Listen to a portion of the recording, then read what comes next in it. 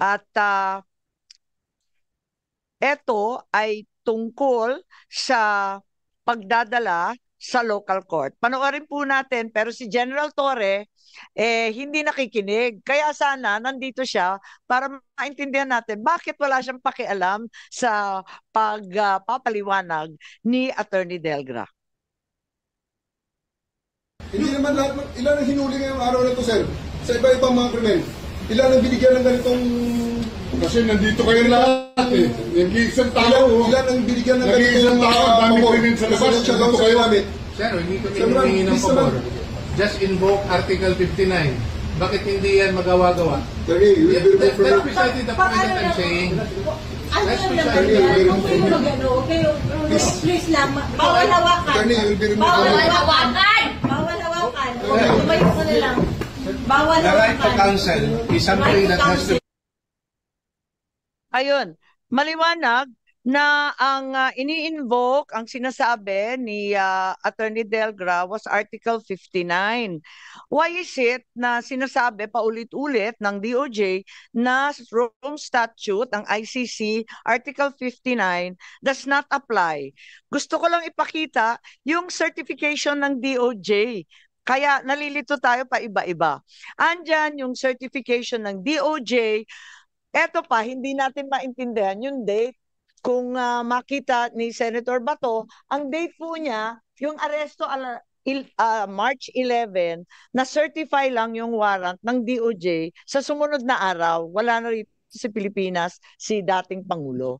So, ang certification sumunod sa aresto March 12. Ang aresto March 11, maalala ninyo. Yung certification March 12. Pagkatapos, ang sinasite dito, eto na naman, ang sinasite dito, Part 9 of the Rome Statute, Article 59.4, Article 59.7. Nakakahilo po kasi ang sabi nila, hindi na nag-a-apply yung ICC at hindi na nga tayo member.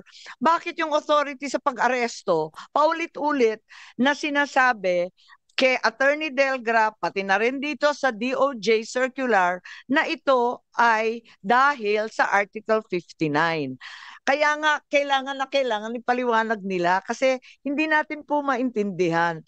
General Torre also claimed that he arrested E.S. Medialdea. Makikita natin yan for the obstruction of justice. Ayan, mas kabisado na ni Senator Bato ito kesa sa akin ha. He admitted that he even handcuffed him.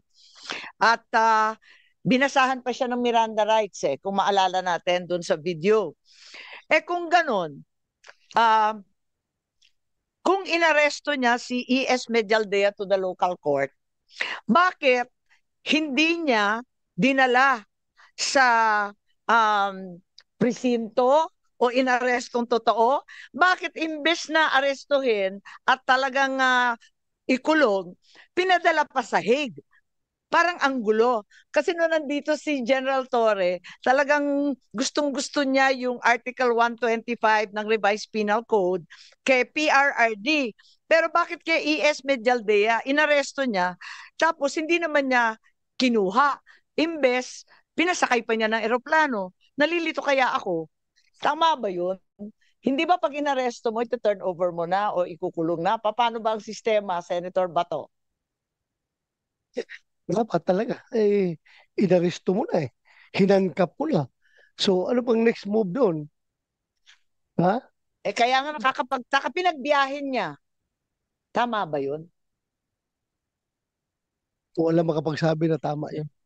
Oo nga. At eto pa, nung si General Torres sinabihan, si Attorney Delgra ang susunod na aarestuhin. Ano to? Pananakot ba to? Or talagang sinasabi niya kung anong gagawin niya next? Was he going to arrest him for what? Was Attorney Delgra committing a crime? Wala naman di ba sa video? Nakaupo lang yung tao Tapos, bakit hindi niya tinuloy yung aresto kay Attorney Delgra? Gusto ko sana siyang tanungin Bakit hindi niya tinuloy kung talagang may krimen na nagaganap ni Attorney Delgra? Dapat, inaresto din niya. Ba't hindi niya ginawa? Kung wala namang krimen, ba't siya nananakot? Was this a threat? If it's a threat, isn't it the crime of grave threats na bawal sa ating kapulisan? Article 282 of the Revised Penal Code, threatening to commit the crime of arbitrary arrest and detention is clearly a grave threat. So hindi ba liable si General Torre dyan? Bilang tanyag na pulis at general, di ba Senator Bato, ano sa tingin ninyo? Hindi lang liable, Madam Chair, kundi sa nakikita ko talagang lasing na lasing siya sa kapangyarihan. Mukhang he went overboard. Lahat na lang binayulit niya. Madam Kaya Chair. nga sunod-sunod nga eh. Parang hindi naman tama to. Kaya sana nandito sila, pinagtanggol nila yung sarili nila kasi marami sa atin. Nagtataka, bakit ganon si Medialdea, nabasahan na, nahandcuff na, tapos hindi naman kinuha, pinabiyahe. Tapos yung isa, tinakot ng tinakot, wala namang ginagawa. At labag yun sa batas eh. O sige, iba naman topic ngayon sa doktor. Ito naman tayo sa doktor, ano? Dahil mapunta tayo sa ibang usapin, marami tayong naririnig at alam natin na may mga doktor na tumingin kay Presidente Duterte. Tignan natin. Ang balita, ang sabi, si Presidente Duterte tumaas ang blood sugar. Meron tayong nakikita dyan at ang balita, ayun, ayan, tumaas daw ng lampas ng 300 kahit may insulin shots na siya. Hindi bumababa ang kanyang sugar for diabetes management, meron siyang insulin, pero nandun pa rin sa 328 ang kanyang blood sugar. He was advised because of his acute diabetic complications na magpahinga muna. Hindi naman ako doktor, pero yung 300, talaga nakaka-alarma, di ba? Napakataas nito. Oo, bulag ka na talaga at tulog ka na ng tulog. Nakita nga natin na nakatulog siya, di ba, doon sa isang maliit na upuan. Bakit pinagpilitan pa rin ng mga otoridad na dalhin si PRRD? Tapos may stopover pa sa Dubai na napakahaba kahit ganito yung kondisyon niya. Sino yung doktor na pumirma ng travel certification? May balita kasi na ayaw ni Colonel Dr. Donald Palma, yung cardiologist ng AFP, ang sabi daw, lahat ito daw kasi maraming nakarinig, na wag daw ipagbiyahe kasi may sakit. Mahina yung kondisyon. Pero pinagpilitan. Sino si Dr. Jonathan B. Rico? Was he the commanding officer of the Air Force General Hospital? Bakit pinagpilitan na magbiyahe kahit ganun kataas? Hindi ba may Hippocratic Oath ang doktor na nagsasaad na kapag may sakit, obligasyon mong alagaan? Bakit ba nagmamadali? Hindi ba pwede mag-intay ng ilang oras para bumaba yung sugar, mabigyan ng gamot? Anong mangyayari kung pinahinga muna ng ilang oras o ilang araw para bumaba yung sugar? Nakakapagtaka. Isa pa, hindi naman niya doktor to Bakit hindi siya pinayagan na patawagin yung doktor? Di ba doctor of choice? Parang council of choice katulad ni VP Inday. Yun ang pinipili niyang abogado. Ang sabi nila, napakarami ng abogado dito. Hindi naman yun ang council of choice. Ito ring mga doktor na to, hindi naman doktor niya. Personal physician ang sabi. So lahat ito nasa military facility under the command of General Cordura. Na hanggang ngayon hindi pa rin sumisipot.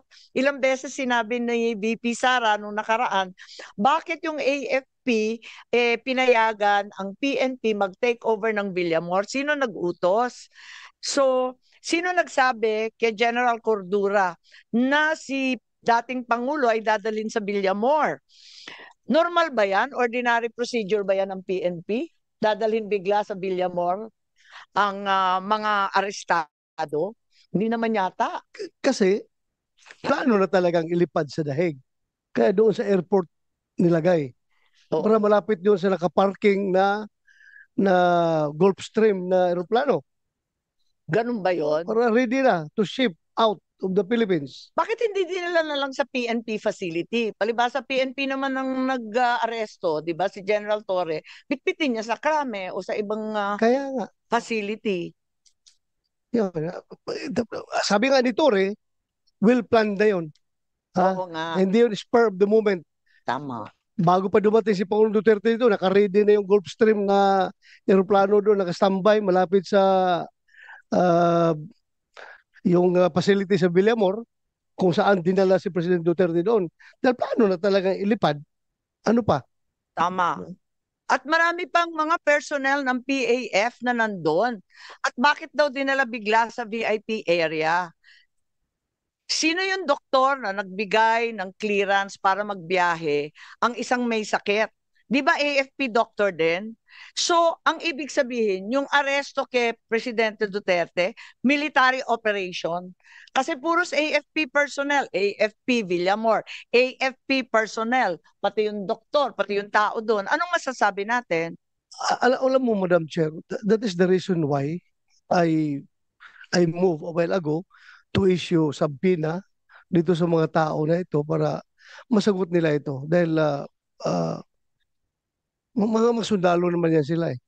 Mga sundalo naman yan sila. I understand the situation, they're just following orders. Pero pag umabot sa punto dapat, kung nakikinig yung mga kasundaluhan natin, mga kapulisan, pag umabot sa punto na yung order na ibinibigay sa inyo ay very unconstitutional na at klaro na may nilalabag ng mga batas, dapat tayo mga sundalo, mga pulis, mag-isip-isip rin tayo. Dahil ang ating oath is to serve and protect. Hindi po para mag-violate ng batas.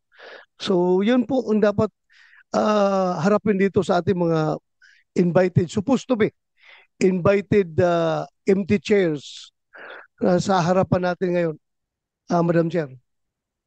Maraming salamat at sang-ayon po ako. At sa transcript no nakaraang hearing, sinabi ni Secretary Gibo Teodoro, we were deputized to support the PNP. It's part of our constitutional duty. Ang tanong natin, sino nag-utos? Sino nag-deputize? Bakit nagkaganon? Yun ang pinagtatakahan natin. So, andyan yata yung transcript, hindi po ba? At maliwanag naman yun.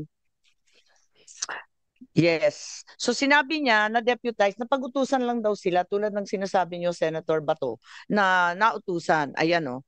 Ayun. Yun. We were deputized. Ang tanong ng taong bayan, sino nag-utos? Sino nag-deputize? Yun ang tanong. Nobody can make, Madam Chair, nobody can make an utos or an order to a Secretary of National Defense. Kundi somebody above him. And who is above the Secretary of National Defense? It is the President of the Republic of the Philippines. Di ba? Alangan naman yung Secretary of National Defense is taking orders from a general ng armed forces. It should be somebody from above. So, maliwanag pa sa sikat ng araw na presidente ang nagbigay ng order na yon. Dahil sabi mo niya, he's just following orders. Yun na nga. Chair. Kaya gusto natin malaman kay Secretary Teodoro sino nag-utos kasi tulad nga ng sinabi ninyo, wala nang mas mataas sa cabinet member kundi ang Pangulo mismo. Nabanggit ni Senator Bato yung Gulfstream at narito yung SEC para ipaliwanag at maraming nagtatanong doon sa private jet with the tail code RPC 5219 used to transport the former president to The Hague. Ayan. So maliwanag po yan. Sinong magsasagot niyan, Madam Chair? Yun na nga, kasi wala ngang sasagot. Andito yung detalye natin na meron tayo. If President Duterte is a protected person under the American executive order of President Trump, does that mean the person will have all his or her assets in the US frozen? Nalilito kami eh. Kasi in providing the means of transport, so that the former president iti-turn over sa ICC, binigyan ng transportasyon, material support or provision of services ang tulong niya. Di ba po? Talagang hindi naman mangyayari yun kung wala yung eroplano. So, Madam Chair, if Malacanang is cooperating with ICC, albeit patago, kahit na deny nila, kahit ano kasinungalingan na pinagsasabi nila, nag-cooperate pa rin sila dahil nangyari na nga eh. Nandun na si Pangulong Duterte. Siguro naman, it is a moral obligation of this committee also to share our findings of this committee to President Donald Trump para kung sino mang may-ari nitong Gulfstream na ito, na aeroplano, ay kung may mga ari-arian dito sa Amerika, i-covered siya sa executive order na pinirmahan ni President Trump. So kung sino mang may-ari ng aeroplano na yan, mananagot siya kay President Trump. Sigurado ako, kung may Gulfstream ka na aeroplano, meron kang mga ari-arian sa Amerika. Kaya prepare for the repercussions of your action. Dahil very clear yan doon sa executive order na inisyu ni President Trump na mananagot kung sino mang mag-facilitate ng mga interference ng ICC to their allied countries. Madam Chair. Kasi maliwanag yun, ano? Ito yung tail code, nandyan si PRRD, maliwanag. And there's also an article in Manila Times na sinasaad na may Challenger Aero, ano nga pangalan nito? Challenger Aero Air Corporation that arranged the flight. Hinahanap po namin yung article, biglang nawala. Pero andito yata, ayan, yan ang nakita natin eh. Sino may-ari ng Challenger Aero Air Corporation? Sino mga shareholder? Nandito po yung SEC, kilalanin natin si Attorney Bernal, Attorney Santiago. Kilala po ninyo itong Challenger Air Corp. Sila daw ang nag-ayos nung biyahe. Good morning, Madam Chair. As regards Challenger Air Corporation, this was not among the corporations that were requested by the committee, so we may have to ask for some time for us to provide these documents, Madam Chair. Meron kasing nagpadala, eto naman hindi ko na mahindian, nagpadala na yung Challenger daw ay subsidiary ng San Miguel. Totoo ba yun? Pakita na lang. Kaya lang, wala nga tayong tao rito na magsasabi, wala tayong testigo, naobliga kami maghanap. At may nagpadala nito na eto nga, sa San Miguel daw to. Ano yung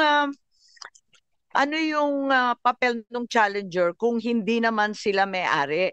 Kaya nakakapagtaka, kanino ito registered? So, Madam Chair, if I may, Madam Chair. Close na daw sa SEC. Ha? Nakita po natin siya Okay. So, hindi namin mahanap itong Challenger na to. Yes, Senator Bato. Ma'am, I think Attorney Perdino Santiago, you're with SEC, Attorney? Yes, Senator. Baka pwedeng i-text mo na lang ngayon doon. Anyway, computerized naman lahat yan, di ba? Pwedeng mapadala mo ngayon dito habang hindi pa tayo nag-adjourn. We're already coordinating with the office. Thank you, Attorney. Thank you. Salamat, Madam Chair. Maraming salamat. Pero hindi naman ito may-ari eh. Ang sabi, arranged lang. Sino nga ba yung may-ari nitong aircraft na to?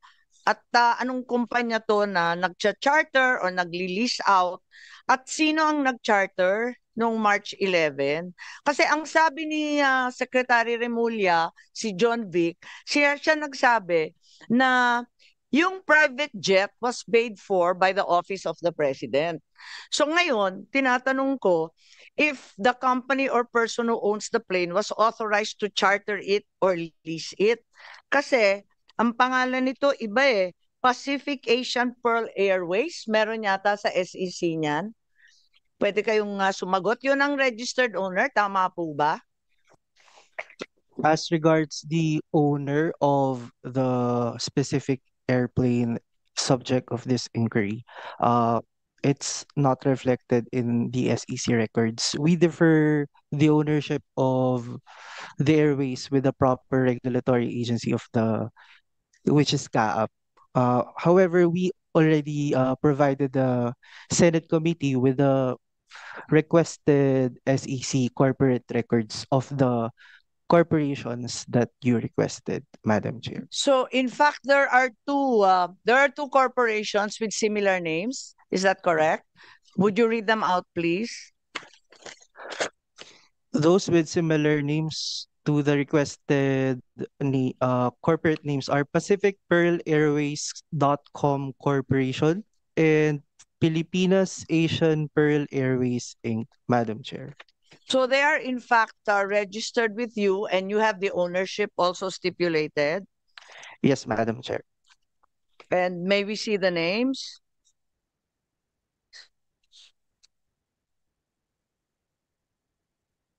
Di ba nakalista naman yung mga shareholder niyan?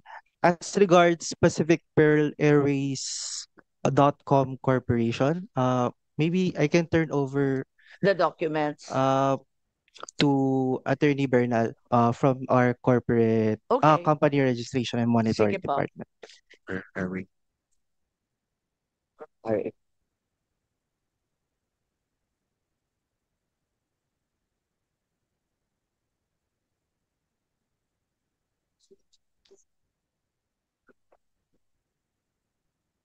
Yes, Attorney Bernal, you're recognized, please. Uh, Good morning, Madam Chair. As regards to Pacific Pearl Airways.com Corporation, under the Articles of Incorporation, the names of incorporator or directors are Elegio Carlo M. Jimenez, Christopher Miel M. Jimenez, Mark C. Tandok, Reocolin P. Toledo, Helen Q. Panolino, Aurora Maria F. Timbol, and Elio B. Jimenez. In the GIS in the 2011, Your Honors, the chairman of the board, the president is Christopher Miel M. Jimenez. The corporate secretary is Elegio Carlo M. Jimenez. The treasurer is Catherine May M. Jimenez. The chief legal counsel is Attorney Aurora Maria F. Timbol. That's the officers, Your Honor. Thank you very much, Attorney Bernal. I think the committee secretary has tried to contact the alleged owners. Can you update us as to the development there? We were only able to send an invitation for Mr. Benjamin Ramos. And they haven't responded since They sent their regrets, ma'am, just yesterday evening po. yesterday. Yes. Okay, so we will need to be hearing from them since he's one of the owners, 30% ownership of the Gulfstream 550. Ngayon, may nagpadala rin sa akin kasi ng hamon sa totoo lang. At dahil nga, ang pagkasabi ng isang empleyado sa CAAP, eto naman text lang. Hindi daw authorized magpa-charter tong eroplanong to dahil personal lang naman to. So tinatanong ko kung sana nandito si Secretary John Vic, who authorized the charter or lease since it was a private aircraft, and if it was paid for by the Office of the President, saan yung bid documents? Alam naman natin ang mode of procurement, tapakahaba kahit ano pang proseso. In my experience, kahit pinaka mabilis na procurement, it takes several days to complete. Biglang sinasabi, they only knew of the warrant of arrest at 3 a.m. March 11. Tapos, sa ilang oras lamang, nakumpleto nila yung announcement, yung tender, yung publication requirements, yung award, at yung completion sa loob ng ilang oras. Pwede po ba yun? Procurement law? Kahit pinakabagong procurement law natin, hindi naman ganun kapaspas. Madam Chair, may input lang po ako doon. Yes.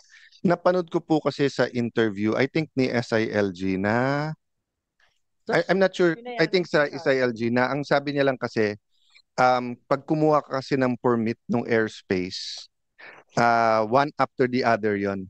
So kung from here to UAE muna, kaya matagal daw sa airplano si former president. But hindi yun ang kwento naman ni General Torre. Ang kwento naman ni General Torre, aalis na kaya kailangan na sa airplano. So I'm just saying, as you mention all of that, I think lalabas kung ano yung totoo. So just to say na importante yung mga binabanggit nyo. Kaya nga nakakalito kung, di ba matagal nga mag-apply ng flight plan. Makatapos ang tagal rin nila sa Dubai kasi nga wala pang permit to go to The Hague. In other words, madalian. Hindi naman pwedeng madalian ang procurement, katagal-tagal dito sa atin. Yes, Senator Bato. Tsaka, Madam Chair, may I move also that we are going, in the next hearing, we are going to invite yung mga pina-escort nila ng mga police doon sa loob ng eroplano. Dahil pagdating daw doon sa kung saan sila dumating, wala na mga papeles, walang mga passport, walang mga visa. Kita mo kung gaano na binayulit lahat para lang ma-carry out nila yung kanilang matagal ng pangarap na mapabiyahe si President Duterte sa Daig. Yung mga pulis, kawawa.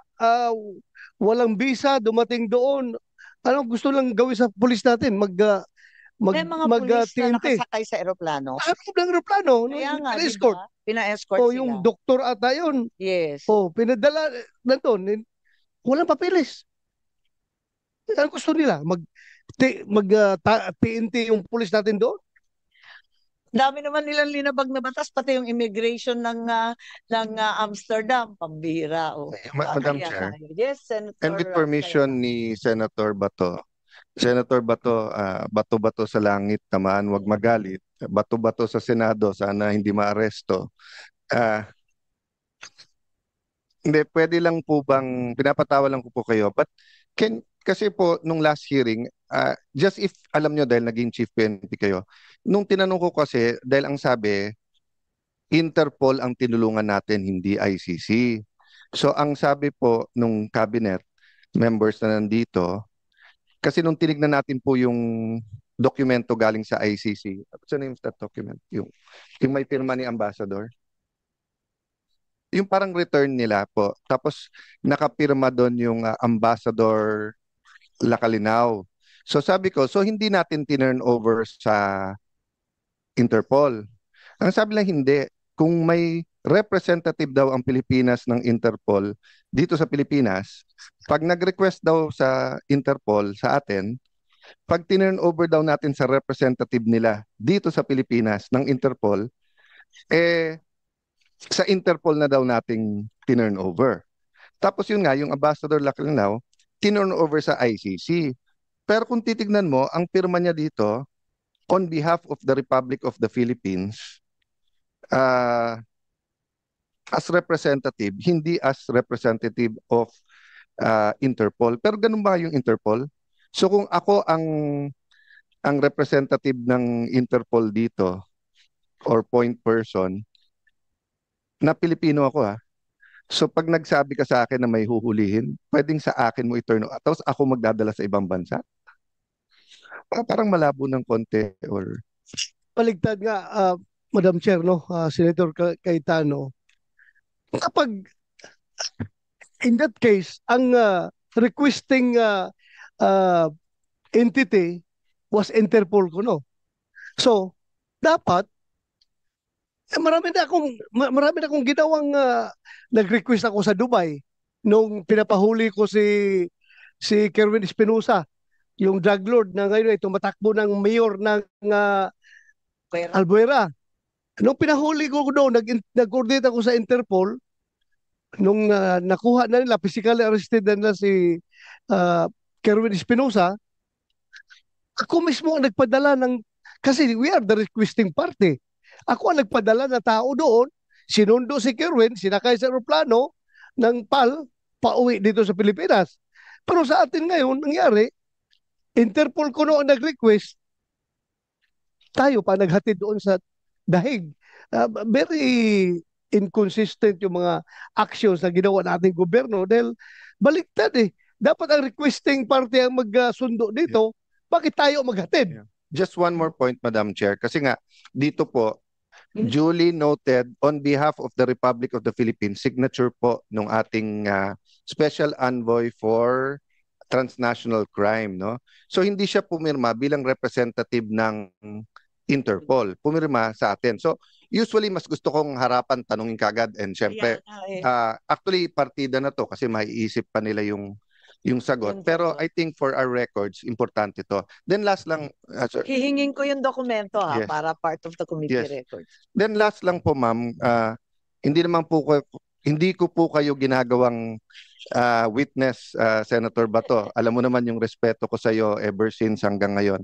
But nung time na Chief PNP ka, may order ka ba na basta't napatay lalo sa drugs, walang mga report yun? Kasi hanggang ngayon talagang, kasi kung totoo yun, kumbaga sa crime karumal-dumal di ba? Yung sinabi ni SOJ na nung tinitignan daw nila, pag wrongful death daw, wala daw report. Yung ang makupitan ka lang ng napitaka mo, ballpen mo, di ba? May blatter yun kung mag-blatter ka. Have you heard na may ganong order or sistema? Ako, Madam Chair, Senator Alan, diritsahang sagutin ko yan. That's a blatant lie yung sinabi ni Secretary Remulla. Talagang kasinungalingan yan. Dahil, alam mo, in-emphasize namin palagi yan noon para makasiguro tayo, meron tayong depensa sa sarili natin. Dahil alam natin na merong investigasyon na darating. Siguruhin ninyo, every death na related sa war on drugs, meron tayong case folder niyan. Nakapile lahat doon, starting from the spot report, to the progress reports, development reports, hanggang doon sa pag-file ng kaso sa DOJ. Meron tayo yan. At yung sinasabi nila ngayon na mga patay na yan, puntahan lang sa PNP, nandun yung mga folders na yan. If you can remember, when I was the Chief PNP, pinatawag ako dito sa Senado noong panahon ni Laila de Lima.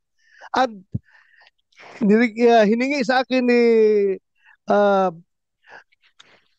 ng komite yung mga reports. Pinadala ko yung mga reports dito. Folder by folder. Andito lahat yung mga report na yun. So, hindi po totoo yun na walang record. Ano natutulog ang pulis natin? Hindi ni-record, hindi binablatter yung mga crime incidents na yan. Thank you, yan. Madam Chair, kasi i-emphasize ko lang po personally, ako ay run as an independent. Wala po akong partido, hindi po ako partisan. Of course, human tayo, kaya parang you can say pro, anti, but both pro and anti-Duterte gusto accountability, pero gusto truth at tamang paraan. Kaya ako tinanong ng Senator Bato, kasi kung naalala mo, madalas na, ano bang tamang word, kutyain, i-criticize, minsan minumura pa ng dating Pangulo yung human rights group. Pero trabaho ko bilang diplomat, bilang Secretary of Foreign Affairs, is wag masira yung tulay. Di ba? Parang sa China, we totally disagree with their claims in the West Philippine Sea. Pero kailangan may nakikipag-usap. So I remember yung Iceland, grabe ang banat sa atin nun sa Human Rights Council sa Geneva. Ang ginawa ko po, humingi ako ng meeting. Akala nila makikipagsigawan kami sa kanila. I think si Yusek, were you there with me? Wala. No. So, ang ginawa namin, Madam Chair, inimbita ko siya sa Pilipinas. Sabi ko, I know you have a constituency. I know human rights is big in around the world, but especially in Europe. But you know what? The numbers they're throwing around now is fake news, is misinformation. So I'd like to invite you. Said no, but your president says no, no. I'm inviting you. I will go with you, or you tell me where you want to go, PNP. Because nga, nagkalakas ng loob ako, Senator Bato, nung sinabi niyong lahat yan iniimbestigahan at meron. So I'm not saying it's perfect.